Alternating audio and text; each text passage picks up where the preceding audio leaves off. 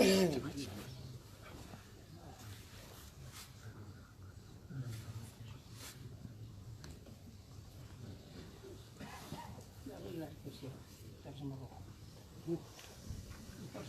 لا لا لا لا يجينا بيت.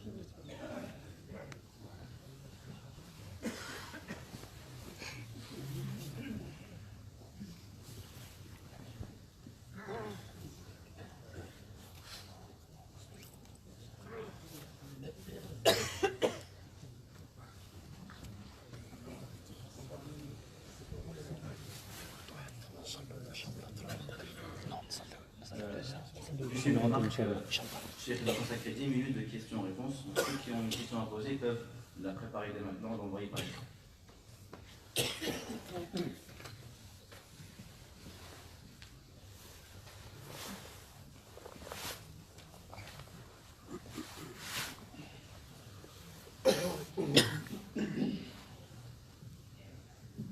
بسم الله الرحمن الرحيم.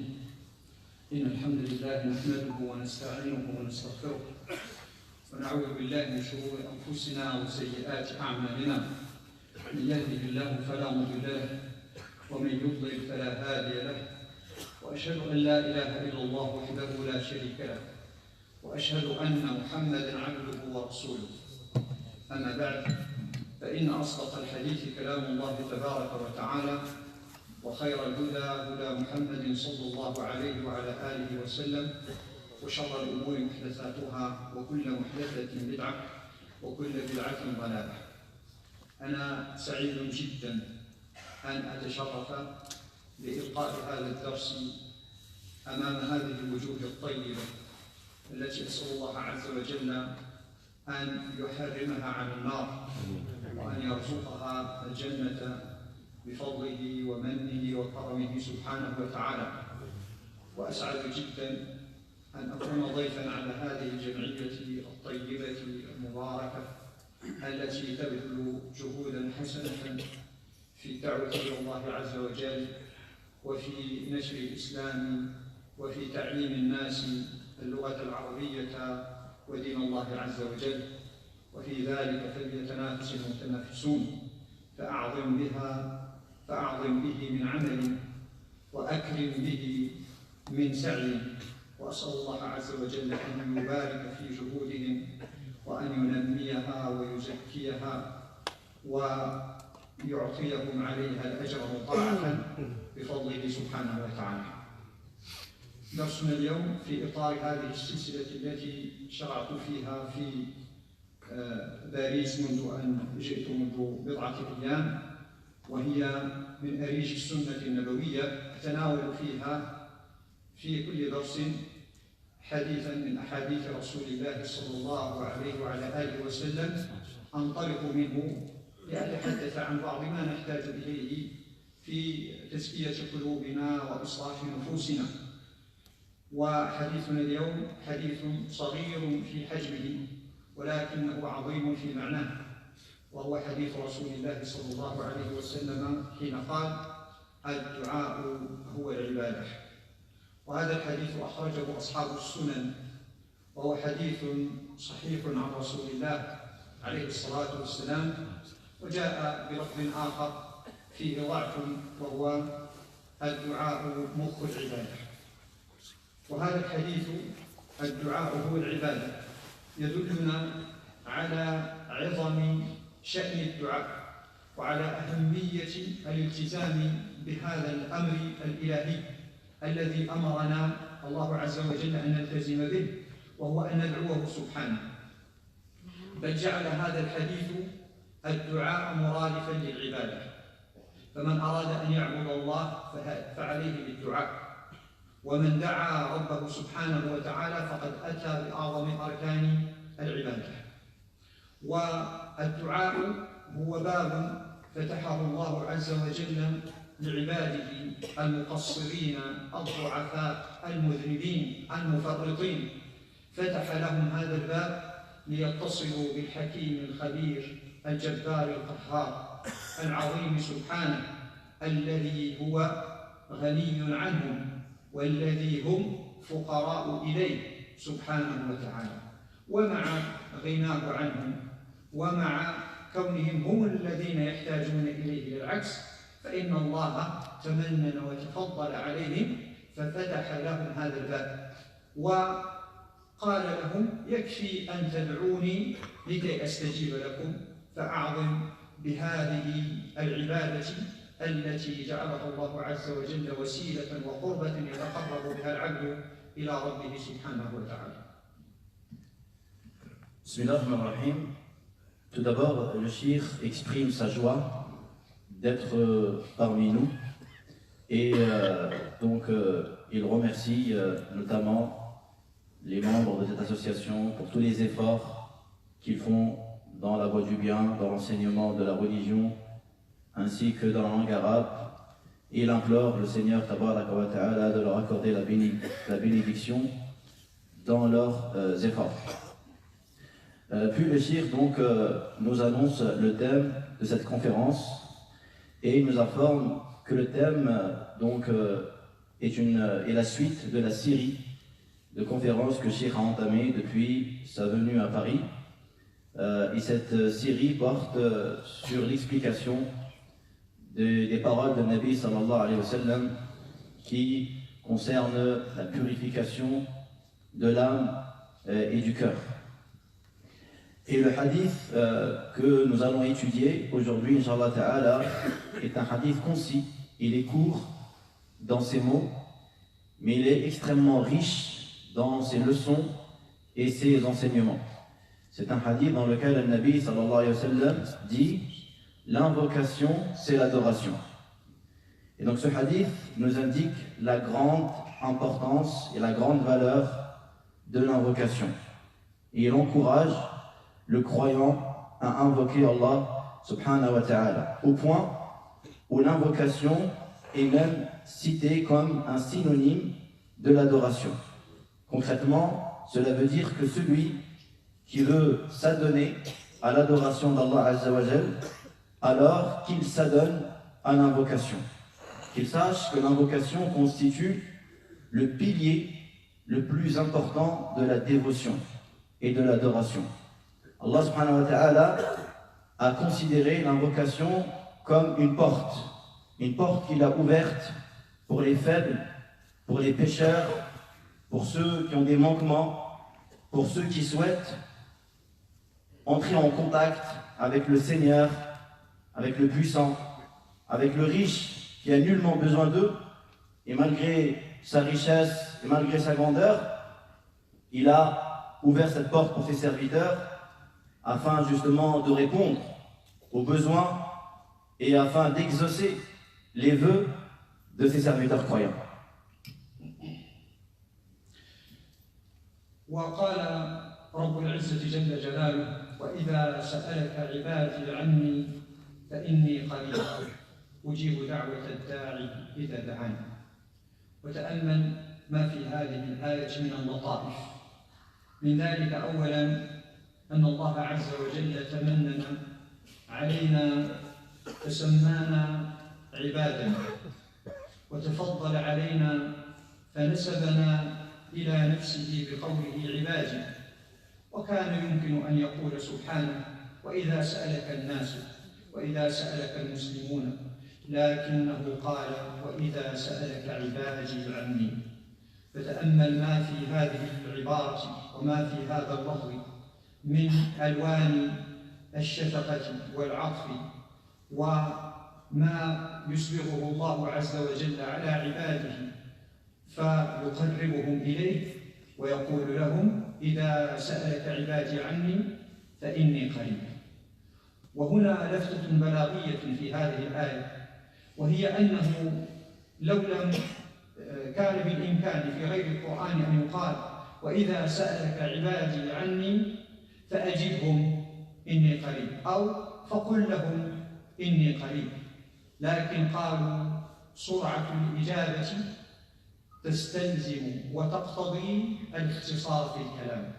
وإذا سألك عبادي عني، كأن ما في هذه الآية من التعبير عن سرعة الاستجابة من الله عز وجل تقتضي أن تلغى بعض الكلمات التي تفهم من سياق الكلام ولا يحتاج إليها.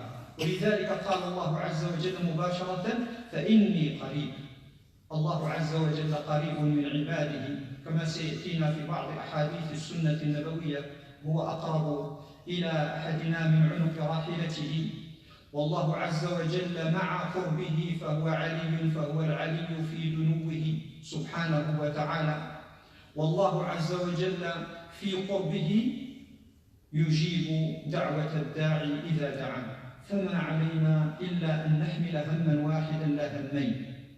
أما الهم الذي علينا أن نحمله فهو هم الدعاء، وأما الهم الذي ما علينا أن نحمله فهو هم الاستجابة.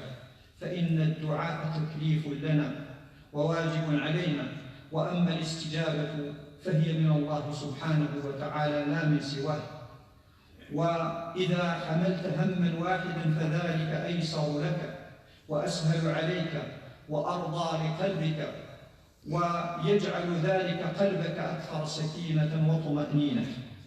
فاحرص على الدعاء ولا تلتفت إلى الإجابة، فإن الإجابة قد تحصل وقد لا تحصل، وما ذلك إلا بحسب ما يعلمه الله سبحانه وتعالى. فقد يكون في الشيء الذي تدعو به قد يكون في ذلك ما لا نفع لك فيه وما لا مصلحة لك فيه، فيؤخر الله عز وجل الإجابة أو يمنعها عنك، لا بخلا منه سبحانه وتعالى، وإنما لأن ذلك لا يلائمك. فاحرص على الدعاء واترك الإجابة لله عز وجل. وسمع رسول الله صلى الله عليه وسلم الصحابة في يوم وهم يرفعون أصواتهم بالدعاء ويجهرون به جهرا شديدا، فقال لهم موصيا ومرشدا ومبينا: أربعوا على أنفسكم فإنكم لا تدعون أصم ولا غائبا، ولكنكم تدعون سميعا بصيرا قريبا منكم، أقرب إلى أحدكم من عنق راحلته، أو كما قال صلى الله عليه وعلى آله وسلم. أربعوا على أنفسكم، فإن من الاعتداء في الدعاء كثرة الجهر به ورفع الصوت به، وأنت تعلم أن الله عز وجل يسمع دبيب النملة فوق الصخر، ويسمع ما يكون من الإنسان في خلوته لا يطلع عليه أحد من الناس. فليست العبرة بأن ترفع صوتك مع ما يقترن برفع الصوت من حب للرياء وحب للسمعة وإظهار للعبادة، مع أن الأصل أن الإنسان يخفي عبادته ما أمكن. ولذلك أربعوا على أنفسكم فإنكم لا تدعون أصم ولا غائبا، ولكن تدعون سميعا بصيرا. فاحرص على هذا المعنى وادعو ربك في أطراف الليل وآناء الليل وأطراف النهار، وكن على ذلك من الحريصين. Le Cheikh a évoqué un verset coranique où Allah subhanahu wa ta'ala dit « Ida sa'alaka ibadi anni fa inni qarib » Et lorsque mes serviteurs t'interrogent à mon sujet, alors je suis proche. Et dans ce verset, il y a des significations subtiles à méditer. Voyons que dans ce verset, on remarque la grande douceur qu'Allah subhanahu wa ta'ala nous exprime dans ce verset.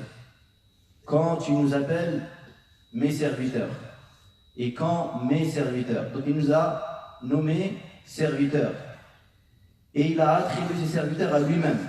Lorsque mes serviteurs, il n'a pas dit lorsque les gens t'interrogent à mon sujet, ou lorsque les musulmans t'interrogent à mon sujet, mais Allah a nommé ces personnes-là lorsque mes serviteurs t'interrogent à mon sujet.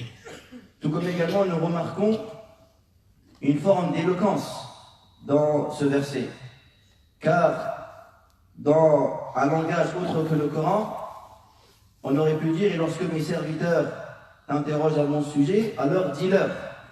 Mais ici, Allah subhanahu wa ta'ala dans ce verset a répondu directement « alors je suis proche ». Et cette rapidité dans la réponse implique la diminution des mots. C'est comme si qu'Allah subhanahu wa ta'ala a raccourci les mots pour nous faire comprendre la rapidité de sa réponse. Car Allah Azza wa Jalla est très proche de nous. Il est très proche de son serviteur. Il est encore plus proche de son serviteur que la nuque de sa monture.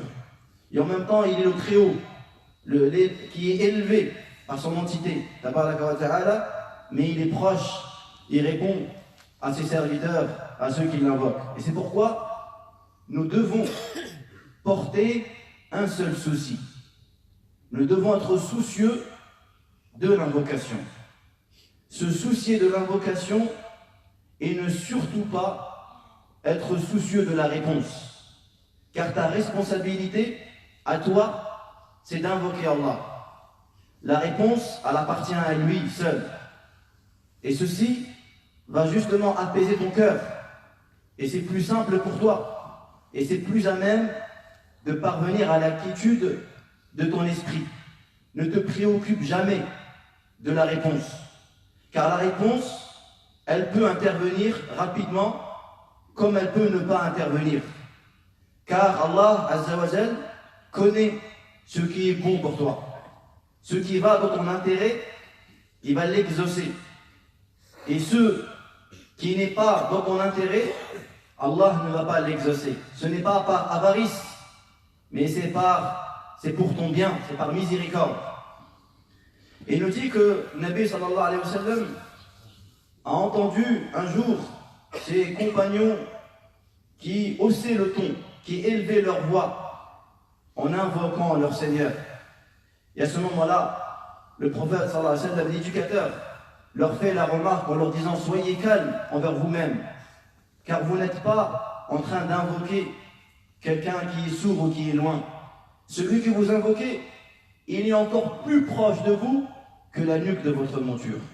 Et c'est pourquoi parmi les formes justement qu'il faut éviter dans l'invocation, parmi les exagérations que certains musulmans peuvent commettre dans l'invocation, c'est le fait d'élever leur voix, de crier en invoquant Allah Azza wa Jalla. Car celui qui invoque entend tout. Alors pourquoi élever la voix? Et surtout que dans l'élévation de la voix, ça peut être sujet à vouloir faire de l'ostentation ou à vouloir montrer une forme de piété, une forme d'engagement à l'égard d'autrui. وقد قال رسول الله صلى الله عليه وسلم في الحديث الصحيح: إن الله حيي كريم يستحيي إذا رفع العبد إليه يديه أن يردهما إليه صفرا.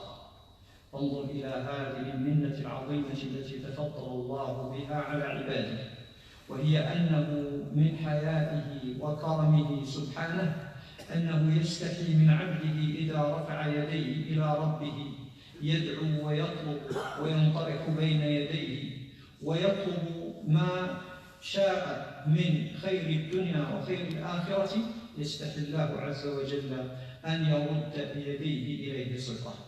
وحين علم ذلك رسول الله صلى الله عليه وعلى آله وسلم كان يكثر من الدعاء، وكان يأتي من الدعاء بما لا نستطيع مثله ولا أقل منه، مع أنه عليه الصلاة والسلام قد غفر له ما تقدم من ذنبه وما تأخر، ومع ذلك كان يحرص على الدعاء. وانظر إلى حاله يوم عرفة، فقد ثبت في الحديث الصحيح أنه بقي يدعو على راحلته وهو رافع يديه إلى ربه سبحانه وتعالى من بعد صلاة الظهر إلى غروب الشمس. تتأمل هذا الوقت الطويل وهو يدعو، وتأمل حالنا اليوم أن الواحد منا إذا أصابته مصيبة تحتاج منه إلى دعاء فأقصى ما يفعله أن يدعو بكلمات ميسورة لا تتعدى جملة أو جملتين، ثم ينصرف إلى النظر في الأسباب المادية. فإذا كان مثلا محتاجا إلى زواج أو إلى مال أو إلى عمل، فإنه يجعل أغلب جهده وكده وسعيه في الأسباب المادية من بحث وتنقيب وعمل دنيوي وما أشبه ذلك لكي يصل إلى مراده.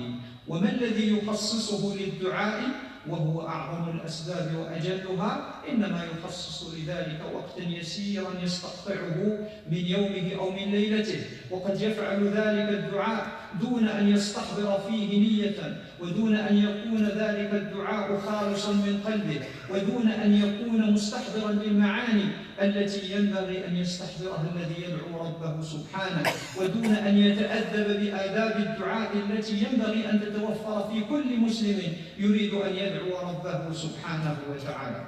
أما نبينا محمد صلى الله عليه وسلم وهو الذي كما ذكرت لكم غفر له ما تقدم من ذنبه وما تأخر، فيلح في الدعاء ويصر على الدعاء ويكثر من الدعاء، وكذلك كان أصحابه رضوان الله عليهم، وما ذلك إلا ليعلمنا عليه الصلاة والسلام أهمية الدعاء، ويرشدنا إلى هذا السلاح العظيم الذي به نقاتل الأعداء، والذي به نصرف عنا وسوسة الشيطان، والذي به نحصل به على ما ينفعنا في ديننا ودنيانا. وقد ثبت في بعض الأحاديث أن رسول الله صلى الله عليه وسلم كان يدعو فيرفع يديه عاليا حتى يبدو بياض إبطيه، وهذا يدل على المبالغة في الدعاء والإكثار منه والإلحاح فيه، لا كالذي يدعو منا فإذا هو مستحي بدعائه كأنه قد أتى منكرا أو زورا من القول،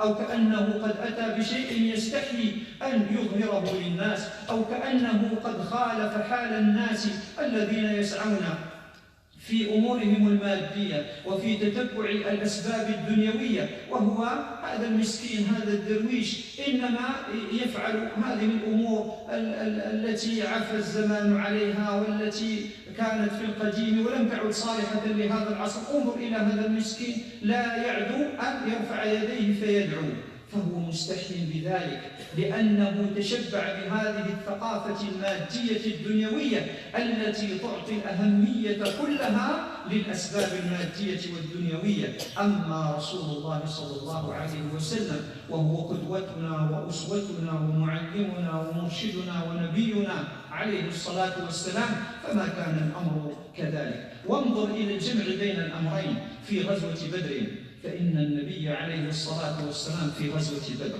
قدم الأسباب المادية كلها، صف الصفوف ووفر للناس ما يمكن توفيره من السلاح، وأمرهم بما يمكن أن يؤمروا به من المخططات العسكرية الحسنة، وحقق كل ما يمكن تحقيقه من جهة الأسباب المادية، ولكنه لم يكتفي بذلك ولم يعتمد عليه ولم يستند إليه، وإنما أمر بأن يبنى له عريش، فكان فيه مع صاحب الصدق أبي بكر رضي الله عنه، فكان وهو في عريشه والناس يقاتلون بين يديه وقد قدم جميع الأسباب المادية، يلجأ إلى رب العزة جل جلاله فيرفع يديه ويدعو ويلح في الدعاء، حتى إن أبا بكر رضي الله عنه رحمه فقال له: يا رسول الله بعض دعائك أي أنك قد بالغت في الدعاء، فإن الله ناصر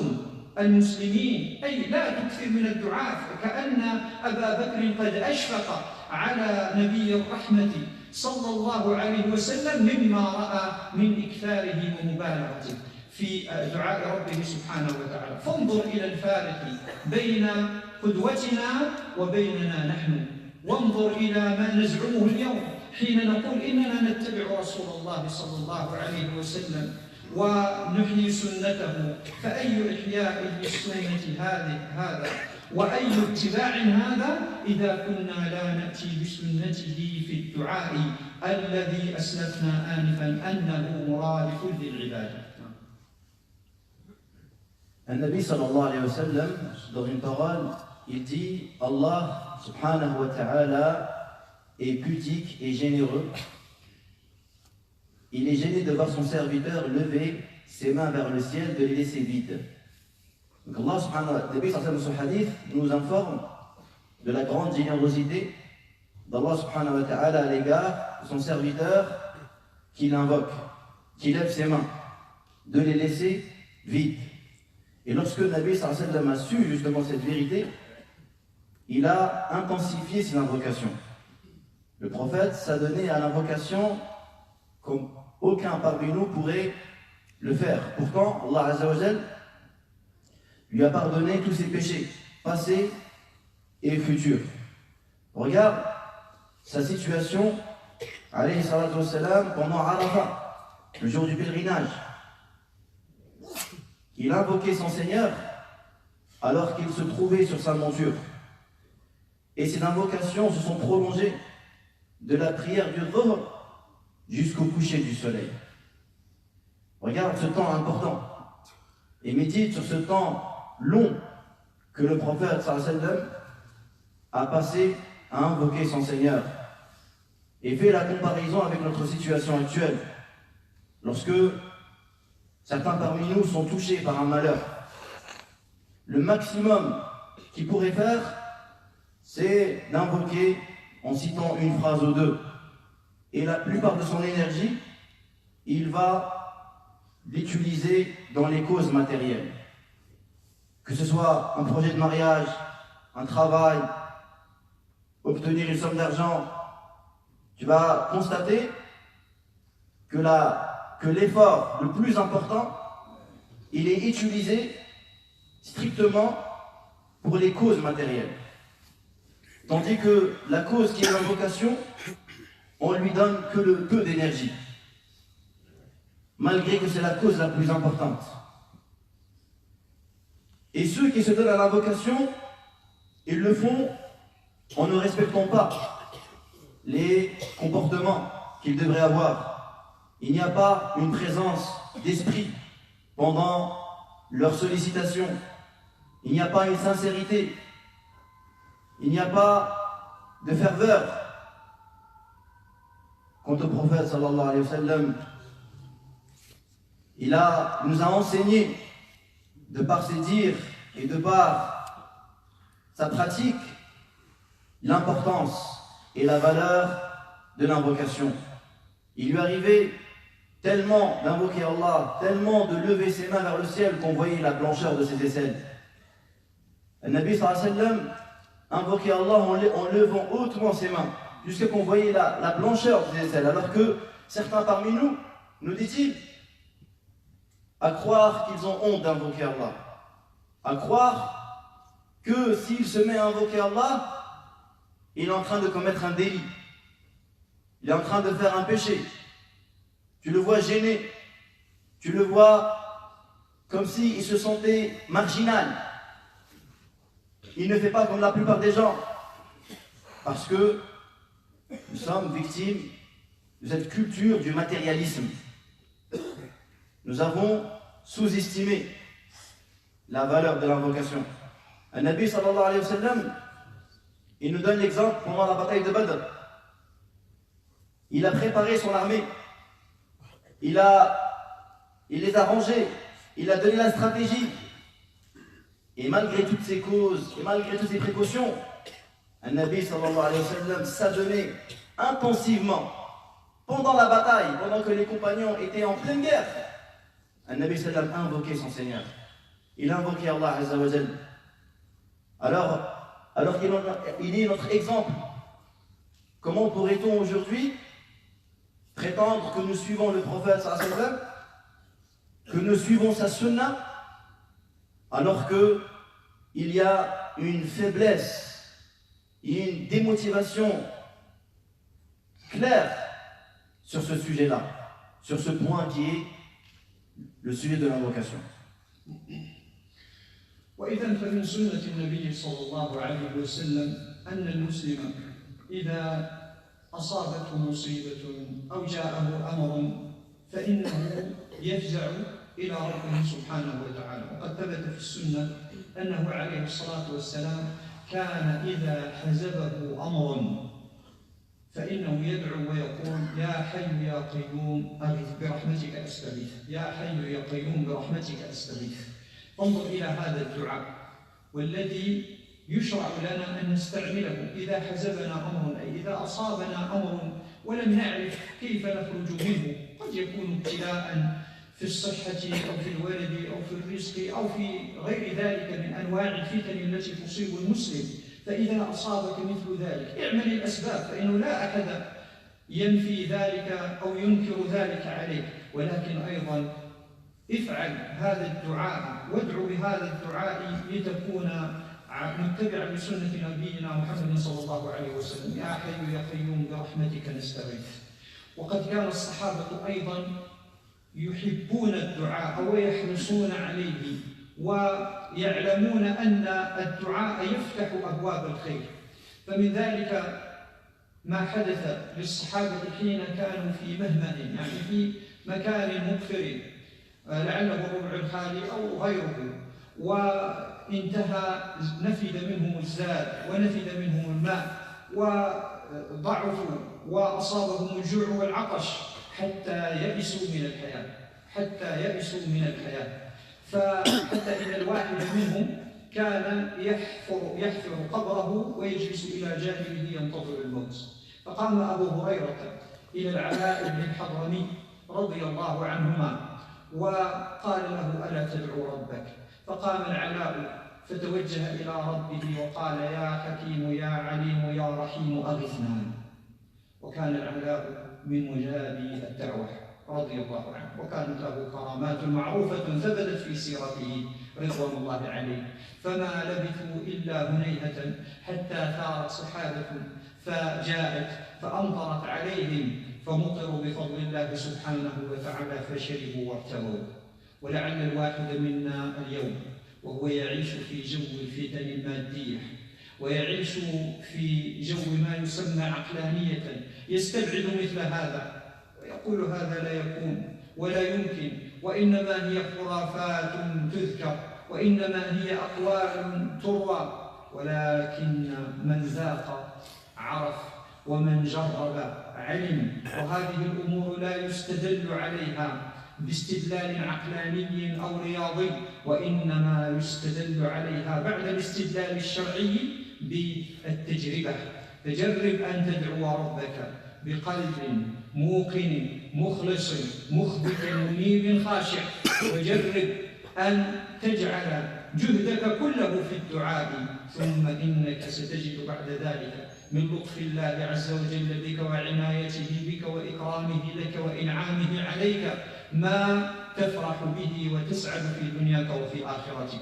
وقد جاء عند الطبراني أن النبي صلى الله عليه وسلم قال: يضحك الله من ثلاثة، وذكر منهم أن أحدهم هو رجل كان مع قوم يرحلون في الصحراء، فكانوا يمشون اليوم كله حتى إذا أقبل الليل كانوا مرهقين متعبين جدا، فتوقفوا ليستريحوا وليناموا، فما إن وقفوا حتى ناموا من شدة تعبهم وإرهاقهم لكثرة مشيهم خلال اليوم كله. فقام هذا الرجل ولم ينم، وإنما توضأ وقام يناجي ربه سبحانه وتعالى، فيقول الله عز وجل: انظروا إلى عبدي، انظروا إلى عبدي، أي ترك النوم وترك البحث عن الراحة في شدة المشقة، وأقبل على ماذا؟ أقبل على المناجاة والعبادة والدعاء. يقول: اشهدوا أني قد غفرت له وأدخلته الجنة. والله عز وجل يقول: أمن يجيب المضطر إذا دعاه، أمن يجيب المضطر إذا دعاه. فيكفي أن تكون مضطرا والخزائن مملوءة والقدرة صالحة، فما بقي إلا الاستجابة. قدرة الله عز وجل صالحة، وهل يعجزه شيء في الأرض؟ وهل يعجزه شيء في الأرض ولا في السماء؟ وهل يوجد أمر من هذه الأمور التي تظن أنها محال أن تتحقق لك؟ هل يعجز ربك سبحانه أن يحدث لك من بعد عسرك يسرا، ومن بعد خوفك أمنا، ومن بعد فقرك غنى؟ هل يعجز ذلك الله؟ فالقدرة صالحة والخزائن مملوءة، خزائن الله ملأى لا تغيض أبدا، فإنه سبحانه ينفق منها على الناس أجمعين وتبقى خزائنه ملأى لا تنقص إلا كما ينقص البحر إذا نقر الطائر فيه بمنقاره فأخذ نقطة منه فانظر هل ينقص ذلك من البحر شيئا. الخزائن ملآ والقدرة صالحة وأنت مضطر إلى ربك فادعو فإن الله سبحانه وتعالى يجيب دعاءك. Il fait partie de la sunna quand le croyant subit une épreuve, une catastrophe, qui se dirige vers son Seigneur. Et telle était la situation de Nabi sallallahu alayhi wa sallam. Lorsqu'il était attristé par une affaire, il disait Ya Hayyu Ya Qayyum, ô toi le vivant, ô toi l'absolu infini, aide-moi par ta miséricorde. Et cette invocation, le croyant doit l'apprendre. Et il doit invoquer Allah avec lorsque il fait face à la difficulté. Bien évidemment, tu fais les causes. Personne ne va dire le contraire. Et personne ne va te reprocher d'entreprendre les causes. Mais l'invocation doit être le souci le plus important et la tâche la plus importante de ta part. C'est pourquoi nous voyons que les compagnons du prophète, sallallahu alayhi wa sallam, aimaient énormément l'invocation. Et ils savaient avec certitude que l'invocation était la clé qui permettait d'ouvrir toutes les portes du bien. Et il nous relate un récit d'un certain nombre de compagnons qui, durant un voyage, ils se sont retrouvés dans un endroit totalement isolé, sans avoir aucune provision avec eux. Ils n'avaient plus d'eau. Ils ont complètement désespéré de la vie. Le désespoir a atteint un degré tel que certains parmi eux ont déjà creusé leur propre tombe pour se préparer à la mort.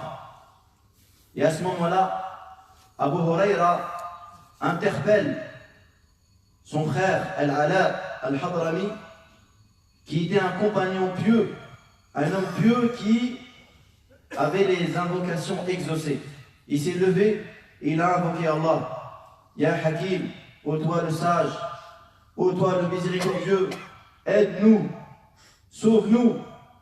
Il dit quelques instants après, Allah subhanahu wa ta'ala a fait déverser sur eux une pluie abondante.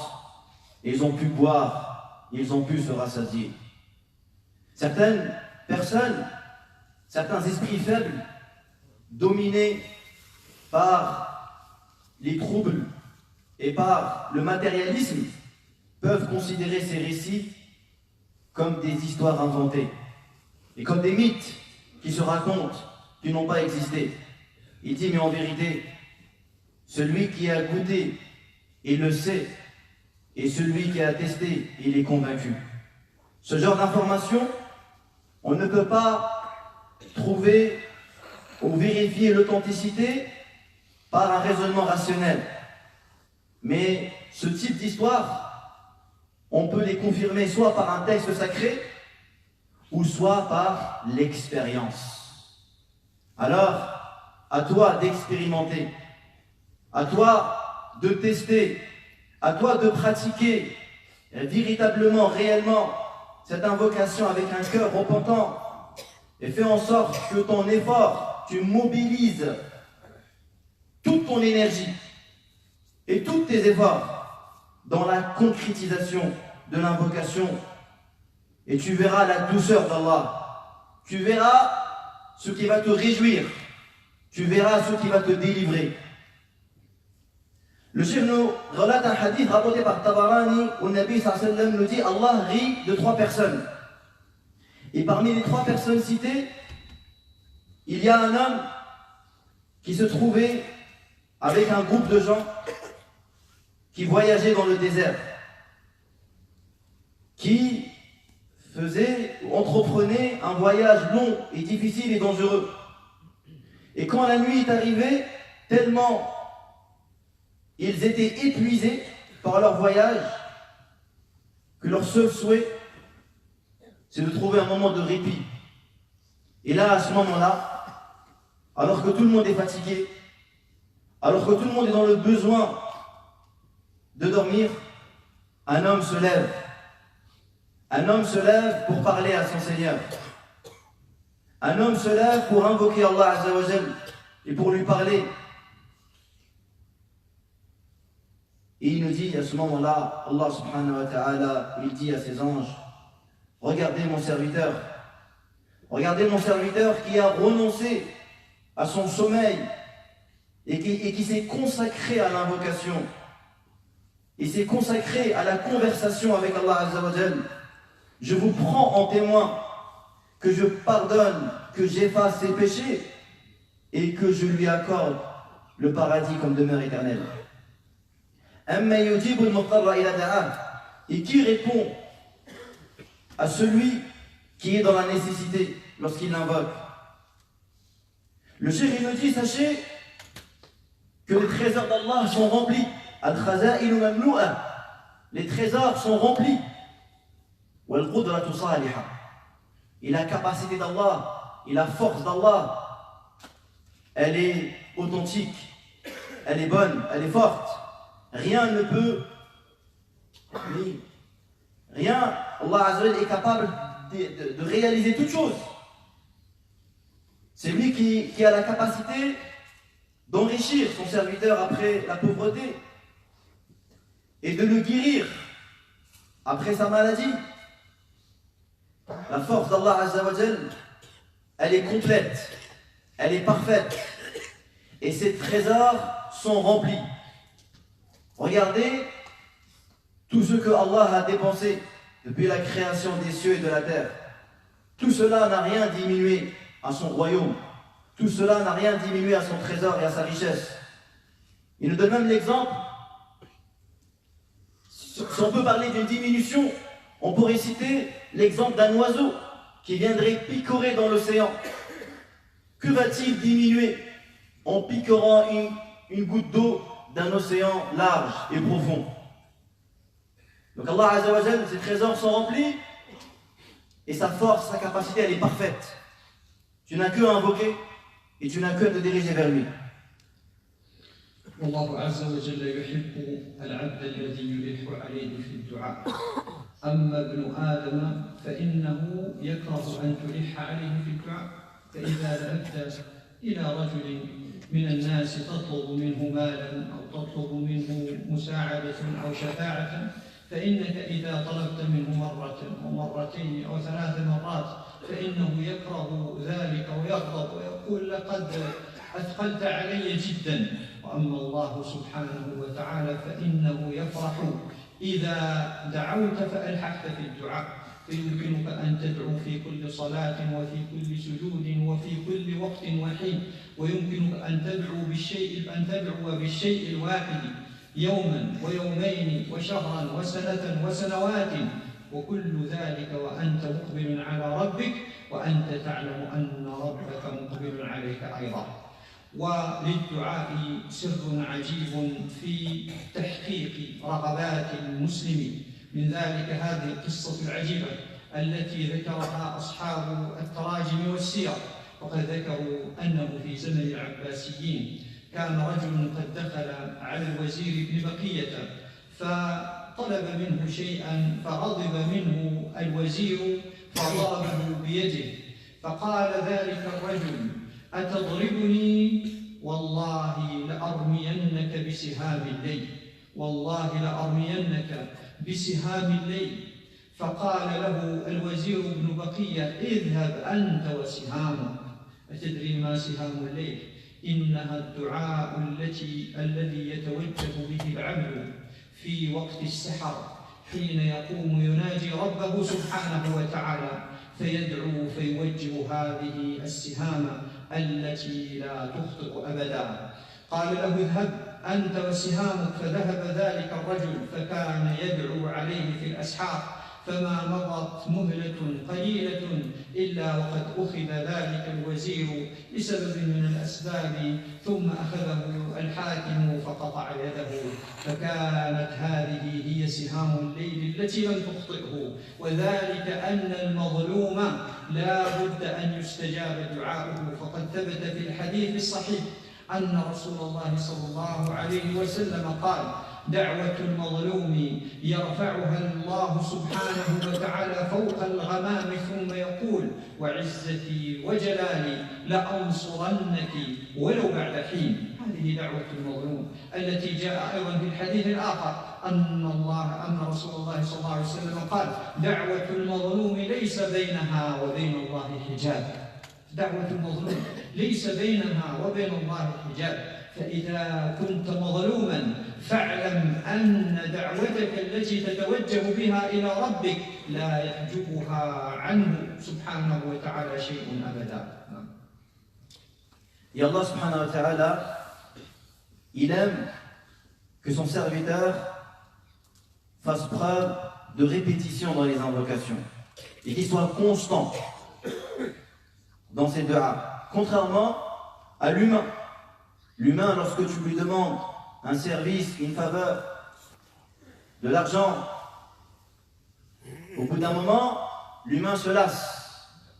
L'humain, il est gêné par tes sollicitations. Tandis que Allah Azza wa Jal, c'est le contraire. Il aime que tu lui demandes tout le temps, à chaque moment, à chaque instant, dans chaque prière, dans chaque prosternation. Allah, il aime que tu répètes, que tu réitères la même demande durant plusieurs jours, voire même plusieurs mois, voire même plusieurs années.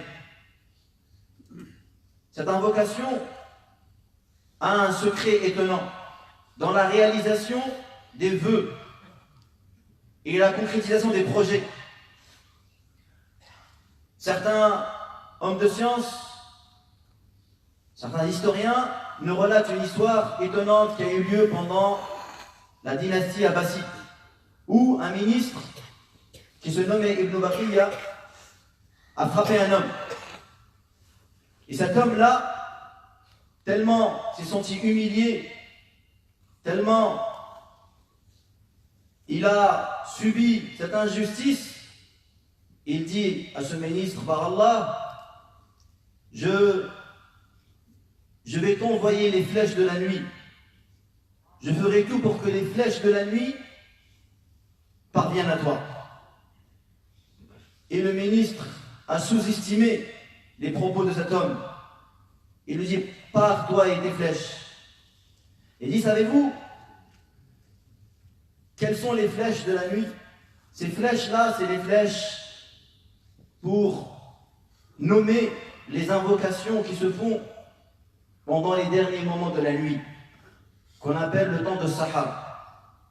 Et effectivement, cet homme qui a subi cette injustice, il a invoqué Allah Azza wa Jal.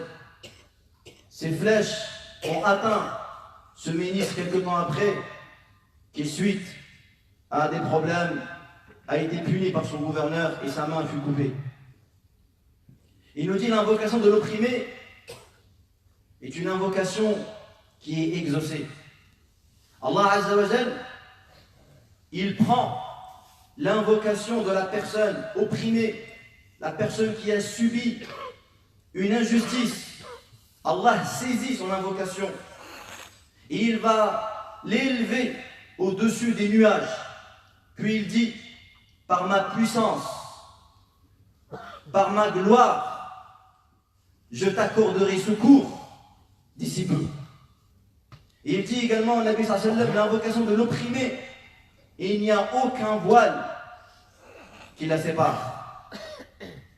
Donc, si tu es un homme qui a subi une injustice, sache que tes invocations, elles sont exaucées et elles sont proches. ولكننا حين نتحدث عن إجابة الدعاء يجب أن نعلم أن لذلك شروطا، وأول هذه الشروط وأعظمها إطابة المطعم. فقد قال أبو هريرة رضي الله عنه ثم ذكر رسول الله صلى الله عليه وسلم الرجل أشعث أغبر يطيل السفر ويرفع يديه يقول يا رب يا رب، ومطعمه حرام وملبسه حرام وغذي بالحرام، أنى يستجاب له. ولذلك جاء في الحديث سعد رضي الله عنه أنه قال أطب مطعمك تجب دعوتك، أطب مطعمك تجب دعوتك.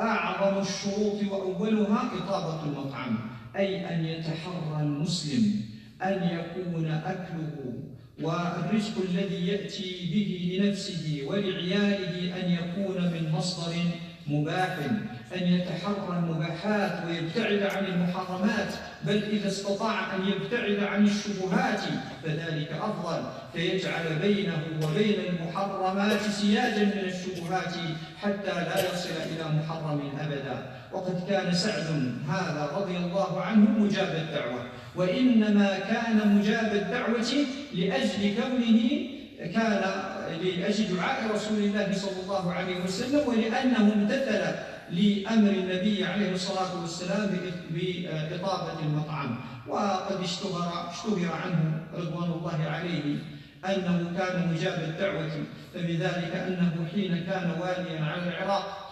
فأرسل بعض الناس من العراق يشتكونه إلى عمر بن الخطاب في المدينة رضي الله عنه وأرضاه، فأرسل عمر أناسا يتحرون الحقيقة لينظروا هل سعد فعلا يعني ممن يشتكى أم أنه رضي الله عنه من الولاة الصالحين. فبدأوا يسألون عنه في كل مكان، فكل الناس يثنون عليه حتى وصلوا إلى رجل فقال: أما سعد فإنه لا يقسم بالسوية ولا يمشي في السرية، وذكر بعض الأمور التي ينتقدها على سعد رضي الله عنه. فحين وصل الأمر إلى سعد قال: اللهم إن كان هذا الرجل قد قام رياء وسمعة فأطل عمره وعرضه للفتن. فكان هذا الرجل فيما بعد قد كبر في سنه جدا وأصابته دعوة سعد، وكان من شدة افتتانه وهو كبير في السن أنه كان يتصيد البنات الصغيرات ويقف لهن في الأزقة ويقول: شيخ مفتون أصابتني دعوة سعد. فانظر إلى هذا الرجل، إلى هذا الصحابي، كيف أنه صار مجاب الدعوة لأنه حقق هذا الشرط العظيم الذي ذكره لنا رسول الله صلى الله عليه وسلم. فيا عبد الله، لا تستهن بقضية المال الحرام، لا تستهن بقضية المال الحرام، واحذر أن تقع في بعض التساهل الذي يقع فيه بعض الناس ويقولون القضية فيها خلاف، والقضية اختلف العلماء فيها، وأنت تعلم يقينا أن ذلك الخلاف غير معتبر، وأنت تعلم في قرارة نفسك أن التحريم لمثل هذه المعاملة المحرمة هو الذي ينبغي أن يعتبر وهو المعتبر شرعا. ومع ذلك فإنك مع علمك بتحريم تلك المعاملة فإنك تسلكها وتدعي بينك وبين نفسك أو بينك وبين أصحابك، تدعي أن الأمر فيه خلاف وأنه يسعني أن أسلك هذا القول المبيح وما أشبه ذلك. فهذا كله قد تستهين به، ثم فيما بعد حين تدعو ربك سبحانه وتعالى ولا يستجاب لك فأنت تقول: لما لم يستجب لي؟ سبحان الله، لو أردت أن يستجاب لك فابدأ بإطابة مطعمك. Mais pour que nos invocations soient exaucées, il faut respecter des conditions. Car l'acceptation des invocations est soumise à des conditions. Et la condition la plus importante, c'est de faire en sorte que ta nourriture elle soit licite. Que ta nourriture, que ton argent, l'argent avec lequel tu te nourris et que tu nourris tes enfants, soit licite.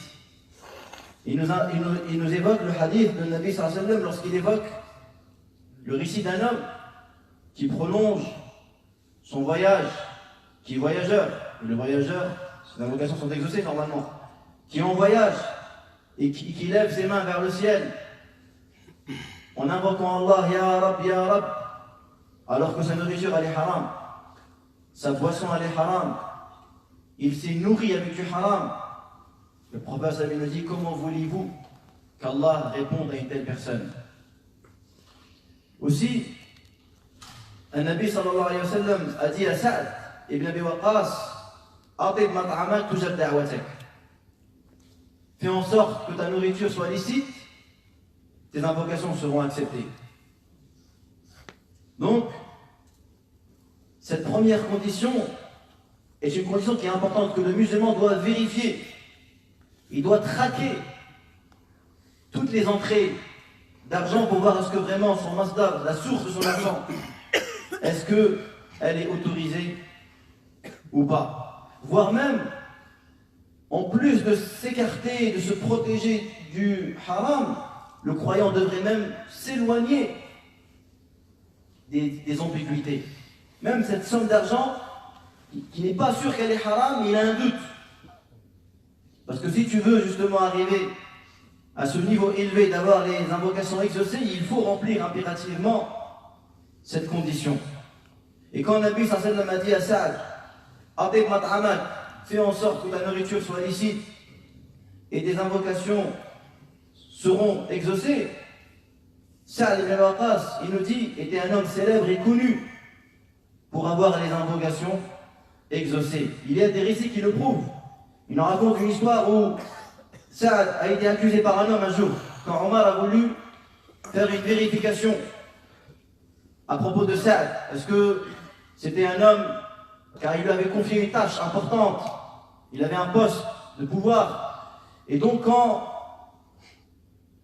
Omar a effectué cette vérification, il y a un homme qui a critiqué Saad ibn Abi Waqqas. Et il a prétendu que Saad n'était pas juste dans ses donations, dans sa manière de gouverner, dans sa manière de donner. Et quand ces propos, cette accusation est parvenue aux oreilles de Saad, il a formulé une invocation. Il a dit: Oh Allah, si tu sais que cet homme a pris la parole par ostentation pour faire parler de lui, donc son but c'est pas de faire triompher la vérité, il est parti accuser Saad pour la renommer, pour faire parler de lui, alors accorde-lui une longue vie et expose-le aux troubles et aux tentations. Et cet homme, effectivement, Allah Azza wa Jalla lui a accordé une longue vie. Et quand il a atteint cet âge avancé, il se trouvait dans une situation méprisante, au point même où malgré son âge avancé, il se mettait à harceler et à draguer les jeunes filles dans les rues. Et il disait aux gens, un shir qui est éprouvé, qui a été atteint par l'invocation de Saad. Donc ne sous-estime jamais l'argent haram. Ne va pas chercher une quelconque justification en prétendant qu'il y a divergence dans telle et telle transaction, alors qu'au fond de toi-même, tu es convaincu et tu le sais que cette divergence, elle est non fondée et elle est non légitime et que tu sais que tu es dans l'erreur. Si tu veux vraiment atteindre ce niveau louable, ce niveau élevé, que tes invocations, tes sollicitations soient écoutées, soient exaucées, tu dois être très vigilant et très attentif à tes ressources et à ta manière de nourrir, de t'habiller et celle de toi et celle de tes enfants.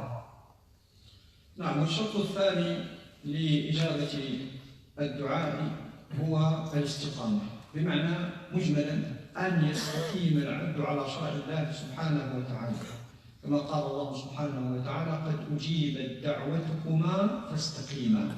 فربط الله سبحانه وتعالى بين إجابة الدعاء والاستقامة. ومما يدل على هذا المعنى أيضا الآية التي ذكرنا آنفا، وهي قول الله سبحانه وتعالى: وإذا سألك عبادي عني فإني قريب أجيب دعوة الداعي إذا دعان فليستجيبوا لي وليؤمنوا بي لعلهم يرشدون.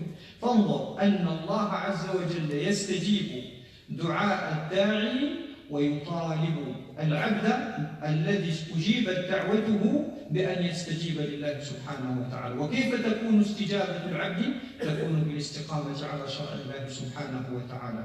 وقد جاء في الحديث: رب أشعث أغبر ذي تمرين مدفوع بالأبواب لو أقسم على الله لأبره، منهم البراء بن مالك. هكذا قال رسول الله صلى الله عليه وسلم: رب أشعث أغبر ذي طمرين مدفوع بالأبواب، أي لا يؤبه له.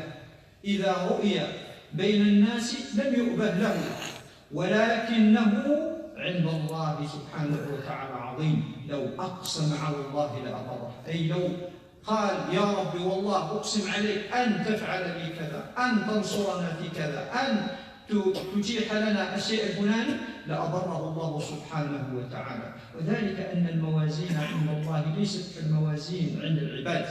ولذلك حين قام عبد الله بن مسعود في يوم من الأيام إلى نخلة أمام الصحابة، وكان رضي الله عنه صغير الجسم ونحيلا، فضحك بعض الصحابة من حموشة ساقيه، فقال رسول الله صلى الله عليه وسلم مرشدا لهم: أتضحكون من ساقي سعد ومن ساقي عبد الله بن مسعود؟ والله إنهما لأثقل في الميزان من جبل أحد. وذلك أن الميزان عند الله عز وجل ليس كالميزان عند العباد الذين ينظرون، وهذا مشاهد عند الجميع. ولو كان الواحد منا مستقيما متدينا فإنه لا يعتبر بهذه الموازين الأخروية. فإذا جلس إلى رجل معظم من أهل الدنيا فإنه يعطيه وقته، وإنه يلتفت إليه، وإنه يرجو منه الخير والنفع. وإذا جلس إلى رجل ضعيف أشعث أغبر، وإن كان متدينا وملتزما ومستقيما، فإن قلبه ينفر منه ويبتعد عنه ولا يرغب في أن يجالسه. فهذا بسبب اختلال الموازين عندنا، وبسبب أننا ما نحقق الاستقامة على الوجه الذي أراده الله سبحانه وتعالى. La deuxième des conditions, c'est la droiture. Dans le verset coranique, Allah Azza wa Jalla dit: Qad ujibat da'watukuma. Nous avons exaucé vos invocations. Parlons de Moussa et de Haroun. Juste après, il dit Fastaqima. Donc, et suivez la droiture. Donc, on voit ici le lien entre l'acceptation de l'invocation et l'ordre de suivre la droiture. Tout comme également dans le verset cité précédemment, que quand Allah Azza wa Jalla dit: et lorsque mes serviteurs interrogent à mon propos, alors je suis proche. Puis il dit qu'ils répondent à mon appel et qu'ils croient en moi, afin qu'ils soient bien orientés et qu'ils soient bien guidés. Donc, juste après avoir informé le serviteur que son invocation elle est exaucée et elle est acceptée, Allah ordonne de suivre la droiture, d'être fidèle au droit chemin.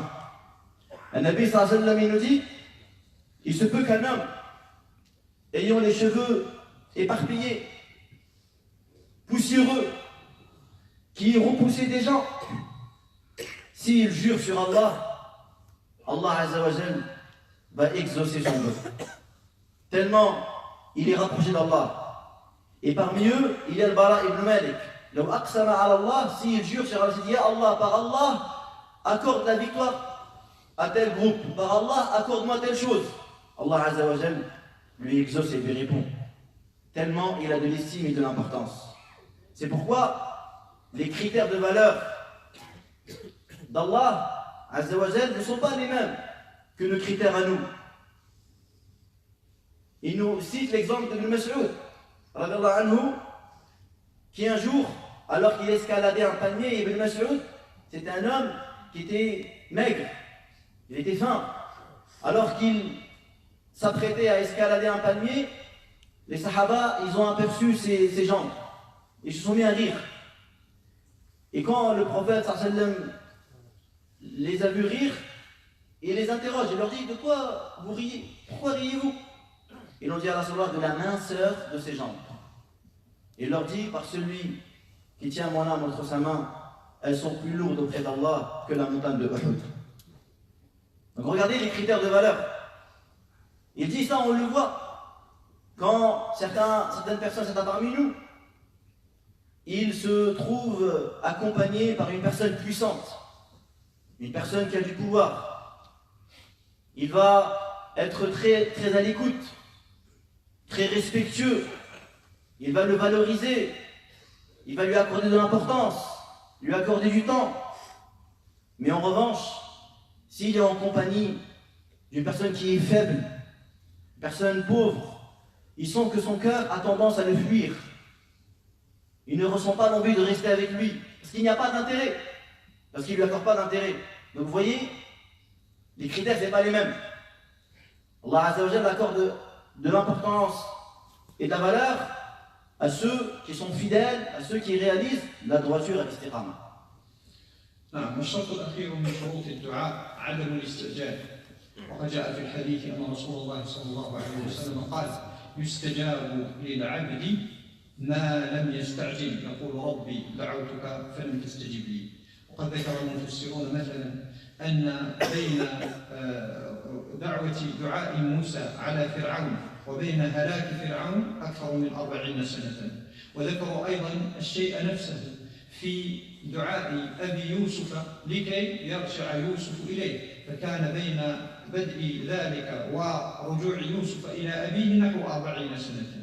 فلذلك لا تستعجل، وإنما ألح في الدعاء، فقد يكون تأخير الدعاء خيرا لك، فإن الله سبحانه وتعالى قد يصرف عنك شيئا تدعو به، ويكون هذا الشيء الذي تدعو به فيه هلاكك، وقد لا يستجيب لك لأنه يدخر لك هذه النعمة التي تدعو بها، يدخرها لك إلى اليوم الآخر، وحينئذ تكون أعظم وأجل وأنفع. فإذا لا تستعجل، وإنما عليك أن تدعو الله سبحانه وتعالى، ثم أن إذا استجاب لك فهذا الذي تطلبه، وإذا تأخر الجواب فإن لله في ذلك حكمة لا تعلمها، والحمد لله رب العالمين. Troisième condition, ne pas se presser, ne pas être pressé. Allah Azza wa Jal répond à son serviteur tant que ce dernier ne montre pas, n'exprime pas d'empressement. Donc, il faut que le croyant soit patient. Et il nous dit que les exégètes, savants du tafsir, ils nous informent que lorsque Moussa, alayhi salam, a invoqué contre Pharaon, entre l'évocation de Moussa et la réalisation de son invocation, c'est-à-dire de la punition à Pharaon, il y avait 40 ans.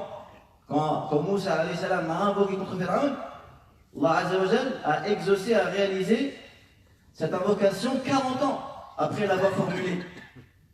Et c'est la même durée également qui est citée quand Ya'qub, le père de Yusuf alayhi salam, a demandé, a imploré Allah Azza wa Jal de lui rendre son enfant.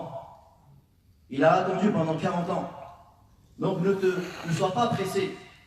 Ne sois pas pressé. Car dans le retardement, il y a peut-être un bien. Peut-être que ce que tu demandes, ce que tu désires, il y a un mal pour toi. Il y a ta perdition.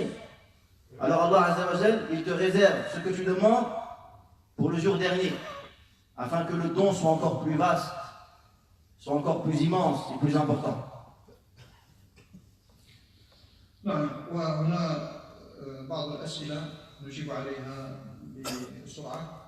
السؤال الأول: est-il bien d'être sûr qu'Allah va nous répondre dans notre invocation jusqu'à ce qu'on dise ça va se passer ainsi؟ يقصد السائل أنه هل يمكن أن يصل العبد في دعائه ربه سبحانه وتعالى إلى درجة أن يوقن بالإجابة؟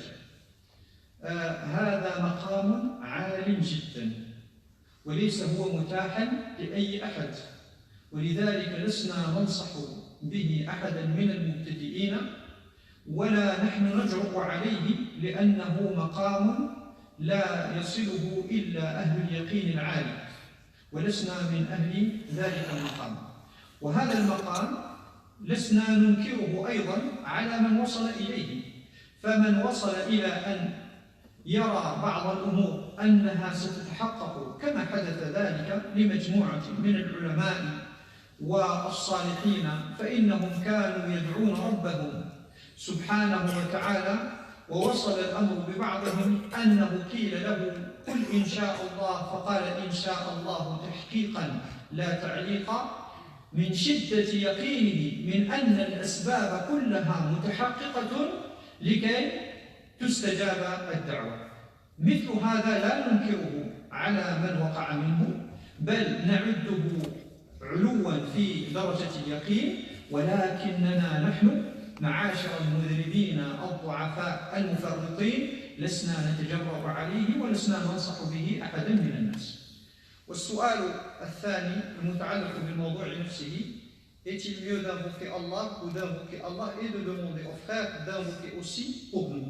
بمعنى هل نكتفي بأن يعني من الأفضل أن ندعو الله عز وجل بأنفسنا فقط، أم أن نجمع بين أمرين ندعو ونطلب من الآخرين الدعاء؟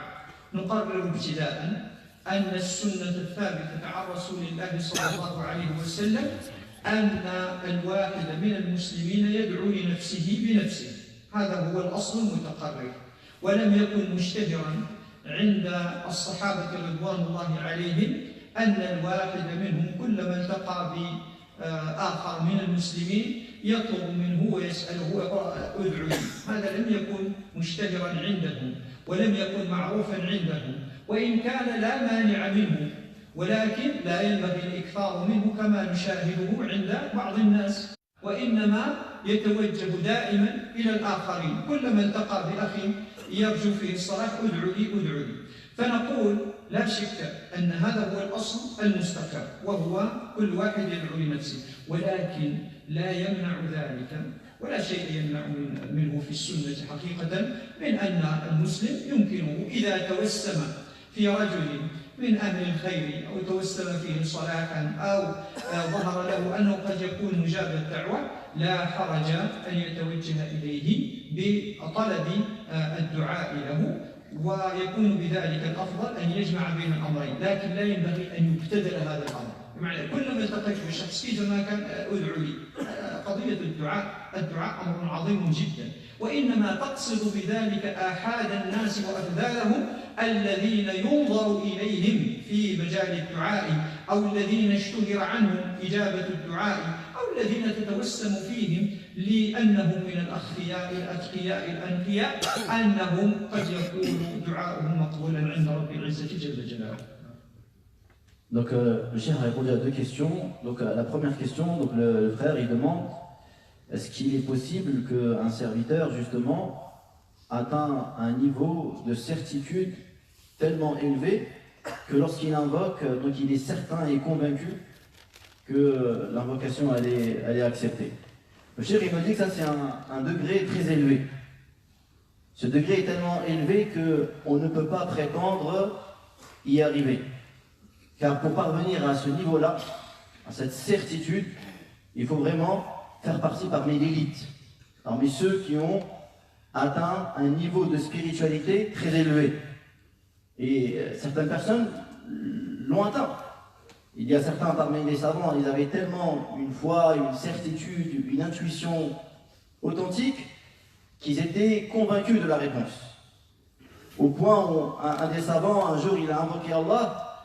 Et puis, les personnes qui étaient présentes lui ont dit: mais dis Inch'Allah. Il leur dit Inch'Allah pour confirmer. Et non pas Inch'Allah en suspens. Tellement il était convaincu de la réponse. Donc il dit qu'on ne nie pas qu'il est possible qu'une personne atteigne ce niveau-là. Mais nous, les pécheurs, nous qui avons des manquements, il est très improbable que certains parmi nous vont atteindre ce niveau-là, même si ça reste possible d'atteindre ce niveau élevé de certitude. Et la deuxième question, la personne demande: est-il préférable d'invoquer Allah seul ou d'invoquer Allah et de demander aux frères d'invoquer pour nous? Et donc la réponse était que la sunna et la règle première que doit avoir le musulman, c'est tout d'abord d'invoquer pour sa propre personne. Il n'était pas connu chez les pieux prédécesseurs de demander aux autres d'invoquer pour eux. C'était pas quelque chose de connu. La règle, c'était que chacun invoquait pour lui-même. Mais il dit c'est pas interdit. C'est pas interdit, mais il ne convient pas de trop exagérer là-dessus. Comme c'est le cas de certaines personnes qui à chaque fois, ils rencontrent quelqu'un, il dit fais des du'a pour moi, fais des du'a pour moi, jusqu'à que il n'en fait même pas lui-même.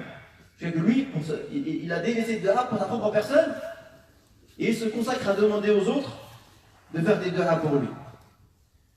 Donc la règle, c'est que tu fais des taharas toi-même. Mais si maintenant, tu vois une personne dont tu ressens la piété, ou qu'il y a des signes que cette personne-là a ses invocations qui sont exaucées, il n'y a pas de mal à lui demander.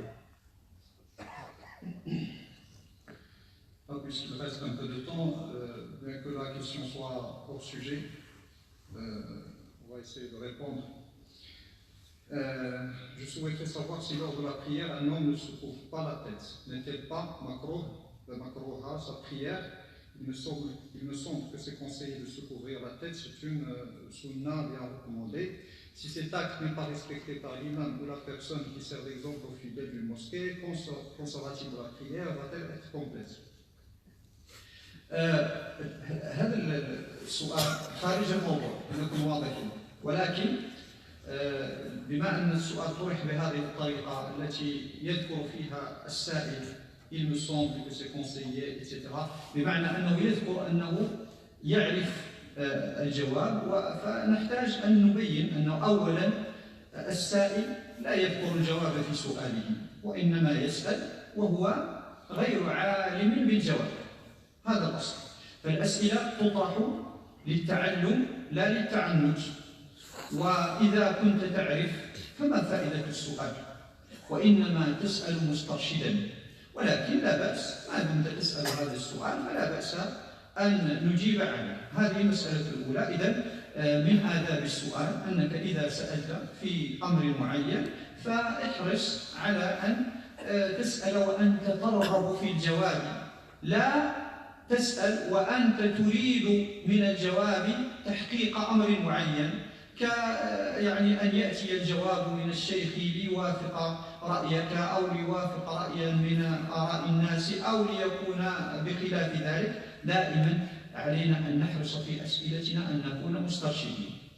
النقطة الثانية المتعلقة بالموضوع قضية تغطية الرأس، هذه ذكرها المتقدمون من العلماء في أبواب خوارم المروءة، ولم يأتي في السنة النبوية ولا في القرآن أن ذلك مما هو يعني واجب أو مستحب أو مندوب إليه، وإنما كان من عادة العرب قديما أنهم يغطون رؤوسهم في المجالس إما بعمامة أو قلنسوة أو ما أشبه ذلك، ولا يكشفون رؤوسهم إلا في مجالسهم الخاصة داخل بيوتهم، فكانت هذه عادة مضطردة لهم. عد الفقهاء تبعا لذلك أن كشف الرأس قد يكون من خوارم المروءة، واستنبط منه بعض الفقهاء أن من كمال الإمامة في الصلاة أن يصلي مثلا كما يذكره مالكيتنا مثلا أن يصلي ببرنس وأن يغطي رأسه وأن يأتي بأكمل لباس إلى غير ذلك. لكن ما ينبغي أن نقرره هي أن ما يتعلق بالمروءة متعلق بعادات الناس وأعرافهم. متعلق بماذا؟ بعادات الناس وأعرافهم، بمعنى أنه إذا كان في بعض البلدان وبعض البلدان إلى الآن يكون تغطية الرأس يعني واجبة أو تقريبا مستحبة عندهم إلى الآن، يعني في بعض البلدان لا يمكن أن يكشف الواحد رأسه، وبالعكس في بلدان أخرى الغالب والمنتشر هو كشف الرأس. فالإمام كغيره من الناس يلبس اللباس الذي لا يخالف ما عليه الناس، فإن رسول الله صلى الله عليه وسلم لبس من اللباس ما كان يلبسه العرب مسلمهم ومشركهم، وكذلك نحن نلبس ما يلبسه الناس في بلدنا كيفما كان هذا البلد، إلا أن يكون هذا اللباس مخالفا للشرع بوجه من أوجه المخالفة، فهذا له مبحث آخر. ولذلك فنقول إن الصلاة صحيحة ولا شيء من السنة يدل على بطلانها أو على نقصها، ولا إشكال في ذلك، والأمر يرجع كما ذكرنا إلى عرف الناس وعادتهم. ولا ينبغي، وهذه أهم نقطة وهي النقطة الثالثة، لا ينبغي التشديد على الناس في مثل هذه الأمور. لا ينبغي التشديد على الناس في مثل هذه الأمور. يكفينا أننا مقصرون في الواجبات العظمى من نصرة الدين والقيام بأمر المسلمين ونصرة شريعة رب العالمين وإقامة الدين ونشره بين الناس وحمل الإنسانية ودعوتها إلى دين الإسلام وإخراجها من ظلمات الجهل والجهالة والجاهلية التي تعيش فيها. فهذه موضوعات كبرى علينا أن نسعى فيها ونحرص عليها، ويغنينا تشددنا في مثل هذا عن أن نتشدد في صغائر الأمور. Donc tout d'abord, donc le Cheikh a lu la question, vous l'avez entendu.